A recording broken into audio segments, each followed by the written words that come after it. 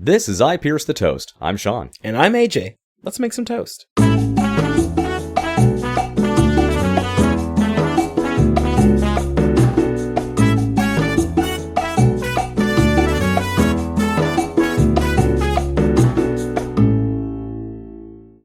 Welcome back to I Pierce the Toast for the exciting continuation and jumping into the plot of Jason Schwartzman and Brittany Murphy on meth. Hey, Toasticles. Yeah, we're going to jump right into it.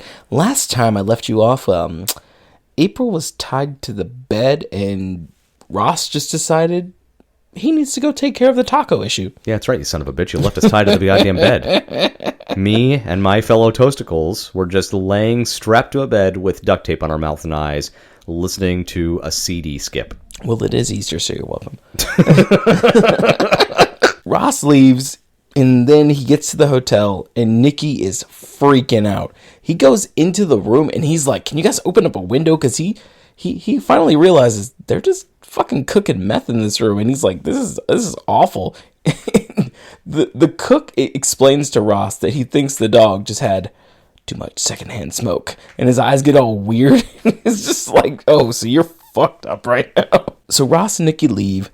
They rush to the vet, and the vet himself seemed super chill with the fact that someone who doesn't know what the hell is going on clearly spun out and just clearly has no idea what she's doing with her life, dropping a green dog off. He seems super chill with this. The receptionist does not. Yeah. She's shaking her head and she's like, oh my God, what the fuck? And I think the guy that's in that, he's in that horror movie where he plays like a dentist. Yeah, Dr. Giggles. Dr. Giggles, thank you. Yeah. And isn't he also, I think he's in Darkman? Yeah. Yeah, so he's actually a pretty Pretty well-known actor. Prevalent actor in his own right, but it's a super small bit role. It's super fun. Like I said, it's just one of the cameos. So throughout the film, Ross keeps trying to call Amy. We've already mentioned that Amy and him haven't really talked really for a year, but he still has it in his mind that they're still together. And I don't understand what his thinking is, but then again, he's on drugs. His thinking is not rational. Well, it kind of goes back to what you were talking about with the girl in the bed, how I'm not really able to contend this thought process, and you kind of walked me through how a meth addict might be able to somehow make this decision-making make sense. Yeah. So, I assume there's also some bit of that in his thought process that convinces him that him and his former paramour must still be entwined. Exactly. So Ross takes Nikki back to the motel, and there's a weird scene where the cook asks Ross if he touched Nikki, and Ross is like, what do you mean? Then the cook pulls a gun on him, and you can tell that he's like, oh my God, you just touched my woman, I'm gonna kill you. But then he quickly looks at the wrestling, because he's been watching wrestling this entire time. He's obsessed with it. And then he starts laughing at the wrestling, and then it's just good. Then Ross tries to tell him, oh yeah, this isn't going to work out. And it's quickly like, no, you're still going to do this. And Nikki, it's weird, because I don't think he ever actually, he doesn't sleep with Nikki at all in this film, right? But there's clearly a crush there, right? We'll get to that in the end, where I have thoughts on this. You have thoughts. I have thoughts on this. Thoughts. So Nikki comes out, and she's dressed very scantily, and she says that Ross is going to take her to the club, because I guess it's her turn. And Ross is just like, oh, okay. But then the cook says, no, you need to go take a taxi. Why they couldn't just drop her off, I don't really know. But she has to take a taxi because the cook needs to go to the truck stop to get some ingredients. It's kind of unclear about what he grabs. It looked like caffeine pills. I thought it was Sudafed. That's what I thought, because that's what you cook meth with, right? Yeah. And I was just kind of assuming that I don't know when the laws started restricting how much Sudafed you can get, because I know my wife needs that for allergy medication, and every time you have to show your ID, and you're only, I think, allowed to get like a box or two a month. Yeah. So maybe just those restrictions didn't exist yet, because even the lady at the truck stop was like, man, you guys all be coming in with these really bad colds and need a lot of this. Because he bought like 40 of them or something like that. Yeah, I bought like an entire box. It was insane. But looking at the actual packaging, it says like stay awake. So I was like, are these caffeine pills or is it actual Sudafed? I don't know. It's a weird thing. Maybe the director wasn't paying attention to what meth is actually made with, and people just thought that speed was made with caffeine pills. I don't know. Is there a type of Sudafed that has a caffeination element to it so that you don't feel those drowsy effects? I don't know. I mean, I only have slight allergies. I don't really take a lot of allergy medication. Same. I have no idea. So it what the fuck was that? I love that. It was like your brain was rewinding. That's how I do things. Like I loved it. Like when I'm like thinking things through, I'm like, all right, that's how I do that. I'm gonna steal that. I'm just gonna be like sitting there thinking, that's great. It just seems like, to me, the cook really just wants Ross around to run him errands, because the next thing they do is they go to a liquor store where there's a gang member there. I mentioned his name is Angel, but his name really never comes up, berating LA Sad Girl and Giggles, which are the two cashiers at this liquor store. He's just berating them, yelling at them, and then at one point he slaps one of them. And we should mention, the reason he's berating them is because they went to Spider Mike's house, which we saw very early on, and it was kind of part of that chaotic opening before we even got to the credits. They went there looking for drugs, and he's clearly upset that they went to Spider Mike's looking for drugs, because clearly he believes himself to be their contact for that type of paraphernalia. Which is also awful, because LA Sad Girl is very pregnant in this movie, so she's just doing drugs while she's pregnant. And there's a fun little deleted scene if you have the DVD, which I do. On the DVD, you find out what actually happened to Spider Mike's drugs. He dropped them outside the liquor store in a cigarette pack, and LA Sad Girl and Giggles find the drugs. So they had drugs the whole time. Yeah. And then they went to Spider Mike's. I don't know if they were just trying to return the drugs to him. Oh my God, they might have been. I don't know. So they may have not have been trying to score at all. They may have just been like, oh, we know Spider Mike. We don't want him to be without his stuff. Yeah. Oh my God. Because they're actually decent characters. They never do anything nefarious or bad or wrong. Yeah, they're mostly just, they kind of Google or not Google. That's not the word. They oogle the cook, and then but later very on, aggressively. Very aggressively. Very aggressively. Yeah. And the thing that's crazy about this is that they really seem like they don't have an attraction to him until the next part, where after the drug dealer Angel like berates them and slaps them, the fucking cook just throws a whole 6-pack of beer at Angel's head and then kicks the shit out of him. And then it's almost as if the cook is the savior in this way. And there are scenes in this movie where the cook just kind of seems like an asshole character. But then there's the moment, which I'll describe later, where you kind of feel for him a little bit. And you're like, oh, maybe this was bred into him. I don't know. I kind of got a little bit of a Crash vibe there. Do you remember the film Crash? Yeah. Where we're constantly seeing both sides of a character and realizing that, no person is all altruistic or all malevolent. There are, humans are, by very definition, complicated creatures. I kind of got that element from this, that there was kind of what you said. There's no character that seems to be fully redeemable, but at the same time, they all have their set lines of morality that they won't cross. Yeah. And slapping a woman definitely seems to be a line that many of these characters have set as their no further here line of morality. Then after he gets done kicking the shit out of him, the girls are clearly like really into him now.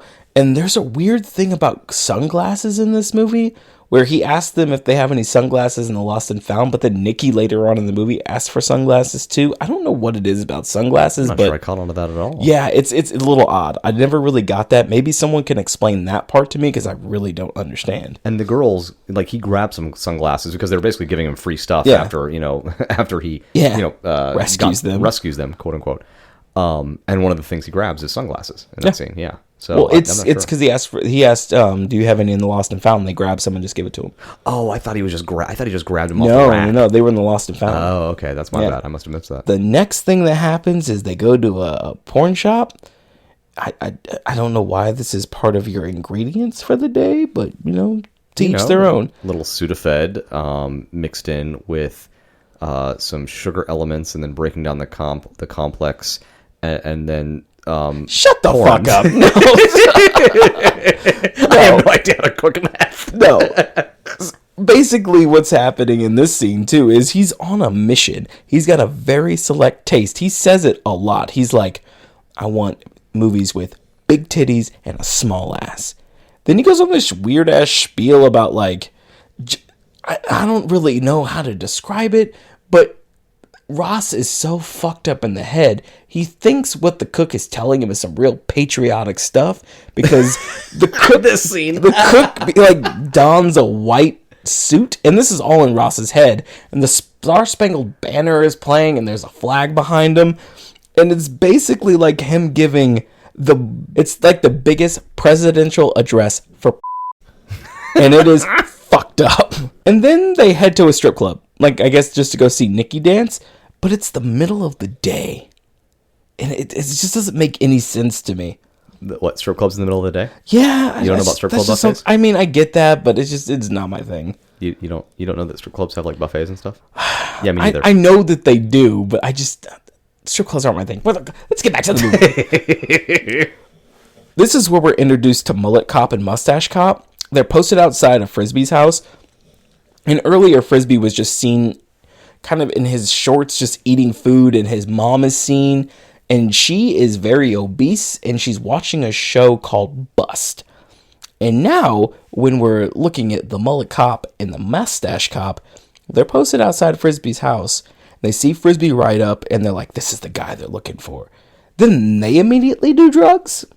It seems as if they're doing cocaine but not speed, I'm thinking, because they seem a very different level of fucked up. I think this might have also helped play into why I was so confused on what drugs were being done. Yeah. Because, like you said, the cops basically do a snort before they go in, but it's like, are they snorting the same stuff everybody else is snorting? And, later, John Leguizamo actually shoots up as opposed to snorts. So it's like, I got super lost on what fucking drug we were doing here. On this scene, it looks like they're doing cocaine. Because, I mean, this is like a cop thing, I guess, in these movies, like with detectives. But they do drugs, and then they call for backup. And then it's shown that these are the cops that are in that show Bust. And they bust in on Frisbee and his mom while Frisbee's mom is watching them. And then it's funny because every single character that gets booked, spoiler alert, characters get arrested in this. Every character gets booked on this show has their mugshot, and they're all just kind of fucking weird mugshots. I want to rewind here. Did you just say spoiler alert? Yeah, I know. In this podcast? Shut the fuck up. This fucking podcast could be called Spoiler Alert. Yeah. That's literally what we do. We bring you on and go, hey, guess what? We're going to tell you the whole fucking movie. Well, I mean, think about it this way. It's a spoiler alert to the spoiler alert that we're already given. I feel like we're in Inception right now. So Ross and the cook are shown at the club, and the cook is enjoying a dance that Nikki's doing. And I have to say, no disrespect to the late, great Brittany Murphy, that's the absolute worst strip dance I've ever seen in my life. It was terrible. Like, me and my girlfriend were watching one like, what the fuck is she doing? If you want to try to imagine what it looked like, it's like if somebody thought, I want to be a stripper, but I refuse to abandon my love of interpretive dance. That's what it felt like I was watching. It's like the Blue Man Group presents a strip club. Fuck you, I'd watch the shit out of that. So Ross calls April, I think, from the strip club, and he's like talking to her through the answering machine, and she's still shown being taped up, and he's like, no, I'll be home soon. And then she's just screaming, but she's like, it's muffled, but then the neighbor is like clearly listening in on the other side of the wall, like, what the fuck is going on? Ross then takes Nikki and the cook back to the hotel, and the cook says, again, they'll call him when they need him, hands him some more drugs, and then they head back to, and then Ross heads back to his apartment, which for some reason, like we had mentioned earlier, time makes no sense. It's all timey-wimey, wibbly-wobbly, because he's driving off from the night, but then it's the day when he gets back home. I noticed that. That really fucked with my head. And I was having a hard time contending how that transition took place. Well, there's a scene in there later that we'll talk about, but it seems as if maybe Ross doesn't know what time of the day it is. So this could just be from his point of view, but it really could have been night when he got home, but feels like it's day. I don't really know. But he heads back to his apartment, And then he takes the tape off April's mouth, and she immediately starts yelling after he just told her not to. And then the neighbor comes over, and he tries to shoo her off. But then he comes back in, and it seems as if him and April are going to be intimate. There's a weird scene where he's like talking to her about how he doesn't want to be alone. Then he starts kissing all over her, but she kind of seems into it. But it's very odd. I don't know if maybe she was playing So she's also on meth, right? If I remember correctly. So maybe it's kind of, her rationalizing that his behavior was somehow acceptable. Yeah. Even though obviously this should have been a completely unforgivable trespass. In her brain, maybe it was, well, okay, he obviously had some important reasons. Well, I mean, because Nikki and the cook have some really messed up things that happen. Like in this scene that I'm just about to explain, there's some really fucked up shit that happens. But it seems as if you can just rationalize it away by saying, I didn't mean this. Oh, okay, that makes sense. Oh, yeah, well, sure. Yeah. And even Cookie and Spider Mike's relationship is all messed up. Things start happening pretty quick after this. Nikki and the cook get into a fight about him not caring about Taco, but then he just orders an escort, which she quickly points out that she ordered up a escort like a fucking pizza, which he does. He literally just goes into the yellow pages and then orders one up. Just as a reminder, who the fuck is Taco? Taco is the dog, the green dog. The green dog, right. But then when the escort comes to the door, she like yells at the escort and they start fighting. It then flashes to Frisbee, who's being questioned by the cops. And then he's agreed to be hardwired up to go spy on Spider Mike and Cookie. And so it's like, okay. Yeah, he does a great job as a confidential informant too. Oh yeah, like, so good, so amazing. The waving at the police and the basically just completely giving himself away as somebody who's mic'd up. Yeah, he does a great job. So as Ross is getting ready to leave, at this point he had taken the tape off of April's mouth and her eyes. He then like tells her that he's got to leave and then puts it right back on and then fucking leaves again. Turns the music on that starts skipping immediately. But then when he slams the door, it starts playing the music. So it's like, which one's better, the music that's playing or the music skipping? You really don't know. It's all torture for April. I'm so glad you used that word because that's how I felt when he left. Because I was sitting there thinking of like Noriega, right? How they used that really awful music to try to flush Noriega out of his... his isolation within a building. Mm-hmm. And I think they used Metallica, if I'm not mistaken. And that's exactly what this reminded me of. It's like she's being strapped to a bed, complete sensory deprivation of not being able to see or speak. All she can do is hear, and her ears are being inundated with incredibly loud, intrusive rock music. Yeah. And that's literally the word I thought of. I was like, this would be torture. And she hasn't eaten. No, she's on meth, so she may not be hungry, but I don't know. She hasn't eaten. She hasn't been able to go to the bathroom. If she has, she's going on herself. This is pure torture for this girl. Now, the cook tells Ross when he gets there to take Nikki to wherever she wants to go and to run drugs over to Mike because the cook's been cooking the entire fucking movie. He just is constantly churning out these batches. He explains that Nikki spun out after partying with the candy, quote unquote, for 10 or 11 days. So she's just been fucked up for 10 or 11 days, just constant drugs. And then he's like, she'll come back down and then she'll come back. That's just what happens. So he gives Ross more drugs for his troubles, and then Nikki and Ross head to Mike's after they do more drugs. So it's constant cycle of doing drugs, coming down a little bit, doing drugs, coming down a little bit. Weird shit, do more drugs. And there's this scene, I don't know if we're there yet, where they're in the car, Brittany Murphy and, Brittany Murphy's character and Jason Schwartzman's character. And that is later. I know exactly what you're talking about. Yeah, where they're talking about how many days, because it's almost like it's this shared experience that apparently, only people who have been on meth can really appreciate, where they're talking about how long the longest they've been awake is in the past. And it's just something that's like, I can't even imagine having this conversation. I think the longest I've ever been up is like 3 or 4 days. And that was for, a military thing. Mm. So hearing these people talking about, what was it, like 12, 13 days? Something crazy. Yeah. Some insane number that should have driven them completely mad. And then then I crashed. It's like... And they're not talking about it like a bragging thing. It's just this shared experience they have of like, like when you meet somebody the first time and go, oh, so what do you do for a living? So apparently for meth heads, the equivalent is, oh, so what's the longest you've ever been up on meth? Yeah. So how long have you been up? Oh, 20 days. Oh, okay, good. Oh, good. Well, let me check my meth in really quick. Meth in. Is that LinkedIn for meth people? So Nikki and Ross get back to Spider Mike's, and then they all just start doing drugs, like more drugs together. But this is where things start getting more trippy. They start having these outrageous conversations about hippies and like crystals, and then Ross is just repeating Amy over and over again. It's like that's the only thing he can focus on. And some of these conversations don't even necessarily interject. No. Like there will be a point where two of them will actually appear to be conversing, and then there's other points where, you know, one person is talking about one thing, one person is talking about another thing, and those things don't intersect. No, not at all. So after they come down a little bit, Ross and Nikki leave after Nikki hugs Cookie, because Nikki's told them that she's leaving, like she's going to be done. And Frisbee is shown outside the house as Ross and Nikki leave. The cops ask Frisbee, like, oh, are those cookies? That's Spider Mike? And he lies. He says he doesn't even know them. So this is like the one, I guess, redeeming thing that Frisbee can do, where he's like, I'm not going to sell them out, but fuck Spider Mike and Cookie. Which I thought was odd, because he doesn't necessarily not like Spider Mike, you know, because obviously he's probably still mad about the whole turning off the video game thing. I think it's the monkey thing. I think you think he's still mad about the monkey thing? Man. Because I just thought he got talked into this, and the cops were like, you're going to do this.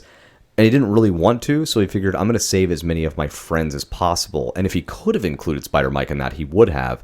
But they already had the line on Spider-Mike. Yeah. So for him, it was like, well, you already fucking know, so I'm not really doing much damage anyway. But I'm not going to make this worse by turning in people that you don't even know about. Well, the stupid thing about this whole shit is that whenever they, like, book Frisbee and they're talking to him earlier to try to convince him, they don't even tell him about all the jail time that he's going to do. They just said that they got his mom, and then they have his things. They have his CDs. He's like, you're never going to get your things back unless you agree with me, or unless you go along with this. I mean, that's interrogation 101 right there. That's what you do. It's if you can get somebody to agree to give you the information or participate in the operation that you want based off of, you know, nothing more than threatening to take away their CDs.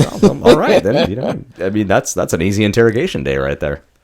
So, Cookie and Spider Mike are shown to be getting intimate. I mean, it doesn't show anything, but she comes out and she's like, it's been so long since I've taken a dump. Now, I know this for sure, that this is like an actual drug thing, that it interferes with your ability to go to the bathroom. I would assume so, yeah. Yeah, and then when she's doing her business, there's a very, very unnecessary scene where it shows the poopy going into the toilet, but it's not real poop, guys. I looked this up. It's actually just like a melted Reese's. Oh, that makes me feel so much better. Thank you.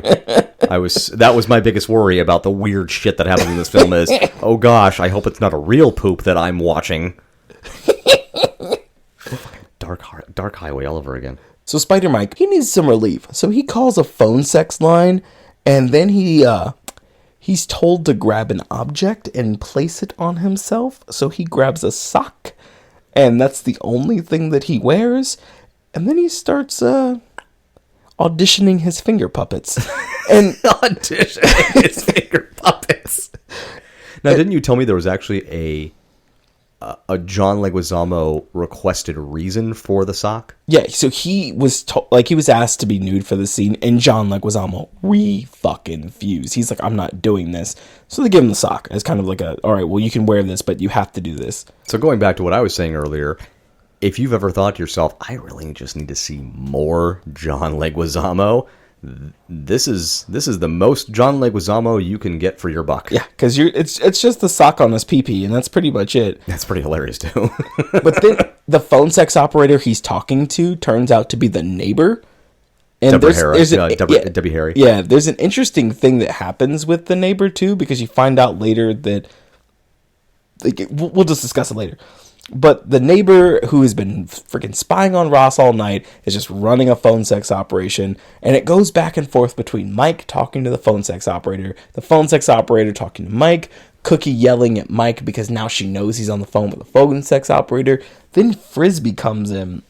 But as Frisbee was walking up to the house, before he even enters the house, is doing every last thing wrong you can do whenever you're wired.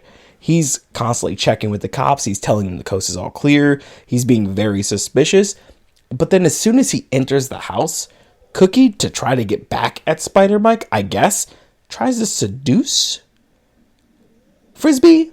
And it goes perfectly, obviously. Well, the thing to describe Cookie in this scene, and just in this entire movie, if you're from the Midwest, you know the term rode hard and put up wet.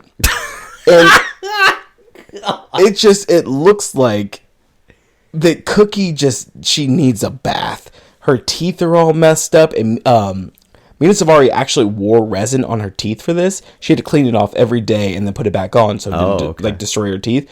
But she looks rough. She does look rough in this, yes. And she's trying to seduce Frisbee, but you know, if you're going to seduce someone, you got to take their clothes off. So she starts taking Frisbee's clothes off, finds the wire. Oopsie. She yells for Mike. Mike comes in. They have this like interaction where the phone sex operator is still on the line. Frisbee's yelling into the mic that it's gone bad and he needs him to come in and rescue him. And then Mike is like, no, I'm going to shoot him. So he shoots him in the balls. And he, like, as soon as he shoots him, the cops run in. They arrest Spider Mike. They also arrest Cookie. And then, this is, like I said, this is just kind of goes quick at the end. Because while this scene is going off, it flashes to the cook, who's been sitting in his room just doing his cookie things. And he's just been cooking up all the meth, but he's not paying attention. And he blows up the room that he's in. He leaves, but then he goes back to the porn shop. How the hell he was able to get to the porn shop that fast, but he needed Ross to drive him earlier is actually kind of infuriating. Yeah, it's like the porn shop was essentially right across the street. Yeah. So maybe it was just, hey, as long as we're home, or we're on our way home, we're going to make a quick stop at this porn shop that's right across the street from me. I guess that had to have been what took place. They weren't on the way home, though, because they went to the strip club after that. Oh, that's a good point. Yeah, there was no reason for this. It was a very You're right. That's a ridiculous. that's a continuity error. That's bad. Yeah. Well, so the cook makes a grave error here. The porn store clerk does make a pass at the cook, and the cook doesn't take that too kindly. So he basically assaults the porn clerk, and he goes to the back room. I believe they call that the arcade. Yes, the arcade. And if you've ever been to a porn shop, or if you know what a porn shop is, everyone knows what happens in the quote-unquote arcade. You get candy? Sure, Sean. So the clerk calls the cops, and they tip off the bus detectives who are in the middle of booking Cookie and Spider Mike. Like I said, this seems like it's going really fast because that's how fast it goes in the movie. And then they're like, hey, the guy that blew up, or the guy that we're trying to arrest right now for all of this, who we think is the cook for this entire operation, just blew up a motel room and he's hiding out in a porn shop. Like, how they were able to put that together that quick makes no sense to me. But they were like, oh yeah, that's who it has to be. So the cook is in the back room just hiding out, doing meth, as one does. And a couple of patrolmen walk in, and the porn clerk directs him to the back. And then they draw their guns, walk into the room, and he's like, oh, goddamn, getting fucked in a porn shop. And more mugshots. Yeah, and more mugshots. This is the scene that really kind of makes you feel for Nikki, not necessarily Ross, because they do more drugs together because it's shown that they're driving around. She starts talking about how she has a 3-year-old named Jacob who lives with her mom.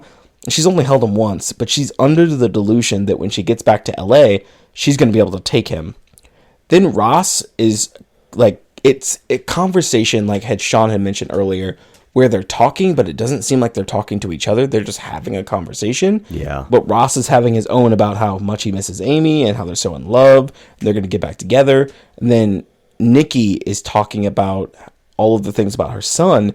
Then it's really weird what happens because Ross starts talking, but it's Nikki's voice. And then Nikki starts talking and it's Ross's voice. And they both say, I'm not hooked.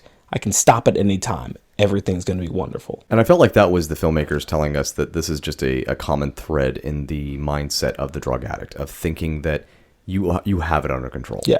And I think anybody that's ever been addicted to anything knows that mindset of you want to feel like no matter how out of control you are, you have control. Yeah. So you consistently convince yourself that the very awful decision making that you are making to continue the bad behavior, that it's still your choice that you're doing it, and then you have to justify why you're continuing to do it even though you know it's bad. Exactly. Because the one thing you don't want to admit is that you don't have control over those actions. So Spider Mike and the cook are shown in the same jailhouse, and the cook is bailed out, and he starts begging, and Spider Mike starts begging the cook to help him out as well. You don't really see who bails the cook out, but it's quickly shown later who this character is. It's the man.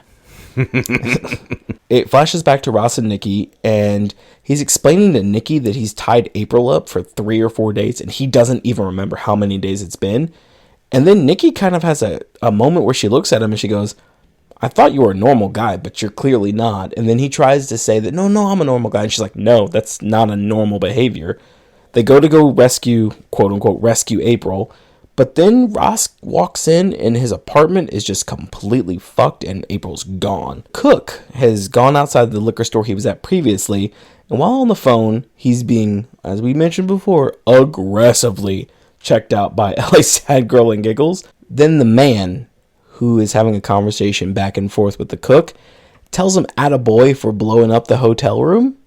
Yeah, that was weird, right? Yeah, it was really weird. I didn't understand why that was a good thing, because then doesn't the man give him more supplies? Yeah. So it's like, oh, good job for blowing up the operation and me now having to provide you with more supplies and thus being more over. I'm thinking of this like a business. That's overhead cost. Well, like, to me, why would he want that? It doesn't seem like it's in the same business. Like, they're not in the same business together. He's just a friend. That's what, well, it looks like it might be more than a friend situation, but we'll describe that later. And that's what I mean, is it didn't seem like it was a friend situation to me. It seemed like it was a boss situation, but I could have been misconstruing.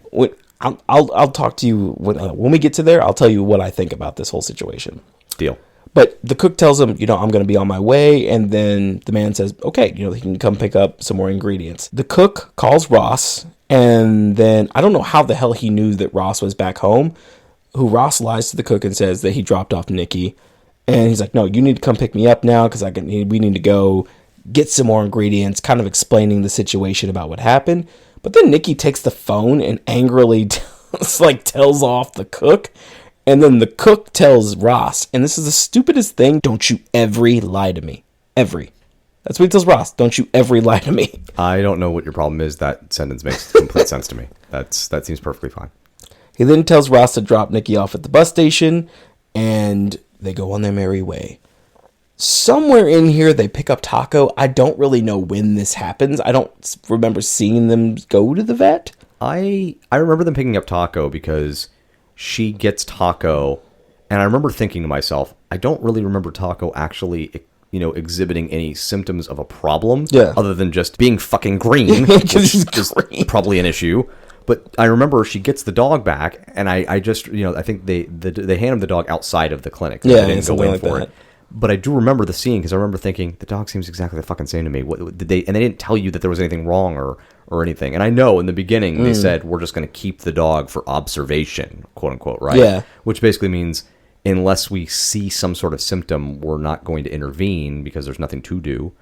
But they just hand the dog back like, oh, there you go. It was more like a babysitting thing than anything else. And I remember that happening, and then she's got her dog now, and they go on their merry fucking way. See, I don't remember this. I just remember looking up and being like, "Oh, Taco's back. That's fun." As he drops Nikki and Taco off, they have this interaction, and this is where it seems to me as if they don't really have a crush on each other. They kiss, but it's like an platonic very kiss. Brotherly sister way. Yeah, but it's also a French kiss, which is really weird. So it's like unplatonic but platonic. You don't French kiss your siblings? Fuck to the no. Yeah, me neither. So they wish each other luck after having this really platonic kiss, and then she boards the bus. Ross calls Amy a fucking again. I think he probably did this about not 4 times. I would say he's probably called her maybe 6 times already. He lets her know that he's going to go find her and he loves her and for her to call him back. So Ross gets to the liquor store and he finds the cook hanging out in the back room. And, they have a brief conversation. But then on the camera, because they can watch the cameras from the front, they see the gang member from earlier walk in. he has almost the same conversation that he had earlier, but basically he's just talking about how he's looking for the cook because he thought he came in. I mean, the whole thing plays out almost exactly the same, with obviously the major difference that you're about to mention. Yeah, the thing plays out almost exactly the same. It was like they just wanted to show us some sort of like deja vu, almost like showing us like in the life of meth, nothing really changes. Exactly. Because what happens now is that the neighbor walks in with like a half-dressed April, and they go to pick up beer, and then she's waiting in line as the gang member is now berating them again. The same thing kind of happens, and then the neighbor does exactly what the cook does, where she throws the beer cans, I think it's the same six-pack, at the gang member's head, kicks the shit out of him, and she tells the cashiers that men are evil and they need healing before leaving with April. And who doesn't agree that the best way to heal somebody is apparently to kick them repeatedly in the stomach and to throw a six-pack of beer at them? That's also part of the healing process. So Ross and the cook leave the store, and the cook gives him the update about, Spider Mike, Frisbee, the whole situation. And then he tells Ross that they need to go to the city to pick up supplies and more dope. After a short protest where Ross pretty much tells him that his car's on E, and I don't know where the fuck he got more money from, he's like, oh, no. Wait, we can go to the city because Amy lives there and I can see her. They drive to the city, and then the cook meets the man. He's another drug dealer who is flamboyantly gay with a ridiculous fucking haircut. His hair is like a peacock, I would say. Or not peacock, but like a rooster. Like a fubont. It's like a fubont. Is that how you say a fubont? I don't know. I don't know my haircuts. I don't know. It looks like a rooster. Yeah, he's got a very classic Golden Girls look to him, which I love. I got very Blanche Devereaux vibes from Eric Roberts in this. If Blanche Devereaux and Elvis had a baby. There it is. Yeah, right there. Yep, that's the one. He has two extremely buff, good-looking sidekicks that go get supplies for the cook, and after telling the two of them that is a real man and that he loves the cook leaves. And they start watching wrestling. So here's what I think.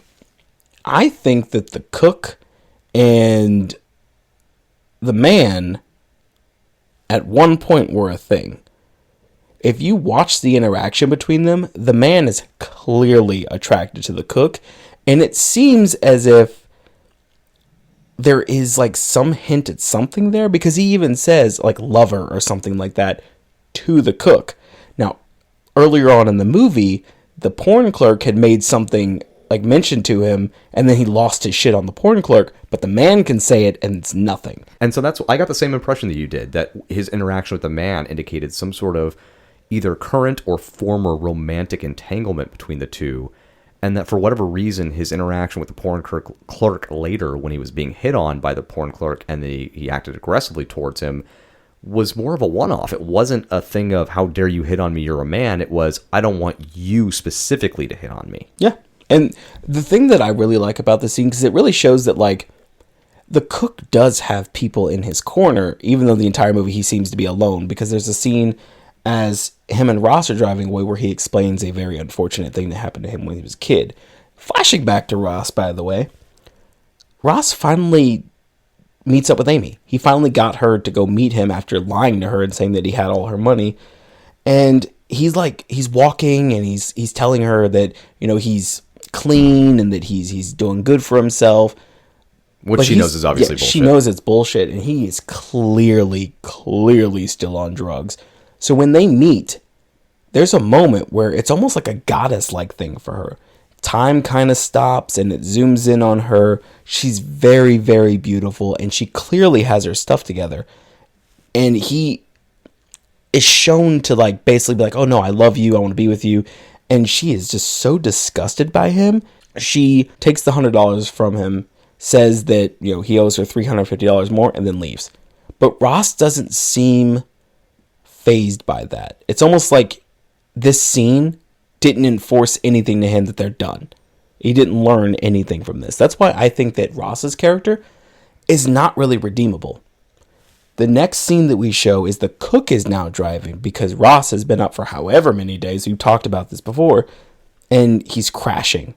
And as he's crashing and he's falling asleep, you get this montage of the other characters sleeping as well, while the cook kind of tells a story. The cook says that he walked in on his mom when he was younger, drowning some puppies. And she's drowning them because she couldn't take care of them. She says she's killing what she can't take care of. But then she says that she wished she could have done the same for the cook. That the cook should have been killed by his mom. And he implies that he may have been better off if she had. The cook looks over and he sees Ross sleeping. And then, again, like I said, they're just showing all these characters sleeping in various places. The cook pulls into this area that seems very abandoned. There's just like a lone trailer and Ross is left sleeping in the car. He gathers all his ingredients up and then he walks into the trailer and then almost immediately the trailer blows up. And that's the end of the movie. Now, one thing that I'm keep wrestling with and I go back and forth with. Not wrestling with. Because that's a major piece of the film. It's fun. It's and he likes wrestling in this one. He does. I keep wondering, did he kill himself? What gives you the impression that might have been the case? The conversation he just had implied that he's not happy with where he is in life. He doesn't have Nikki. He doesn't have anything going for him. He walks in and immediately it blows up. I suppose that's an argument that can be made. I think there's merit to that.